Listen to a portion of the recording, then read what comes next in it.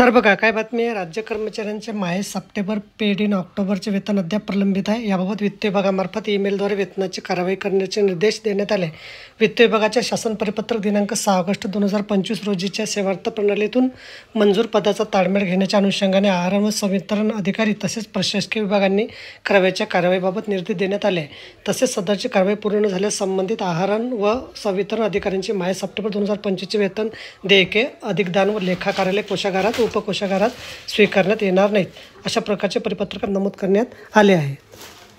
परंतु प्रत्यक्षामध्ये सेवार्थ प्रणालीमधील मंजूर पदाचा ताळमेळ येत असताना अनेक अडचणी येत असल्याचे निर्देश येत आहेत. त्यामुळे माहे सप्टेंबर पेड इन ऑक्टोबर 2025च्या मासिक वेतन देयक प्रदान करणे अद्यापपर्यंत प्रदान झाले नाही. त्यामुळे मान्य प्रधान सचिव वित्त विभाग तसेच मान्य संचालकाच्या आदेशानुसार माहे सप्टेंबर पेड इन ऑक्टोबर 2025चे वेतन देयके कोषागारात उपकोषागारात स्वीकारून पारित करण्याबाबत निर्देश देण्यात आले. या निर्देशामुळे राज्य कर्मचाऱ्यांचे माहे सप्टेंबर पेड इन ऑक्टोबर 2025चे वेतन देयके प्रदान होण्याचा मार्ग मोकळा झाला आहे. तर बघा, अशा प्रकारे अत्यंत महत्त्वाची माहिती आपल्याला समजली असेल. व्हिडिओसुद्धा आवडला असेल तर लाईक करा, शेअर करायला विसरू नका.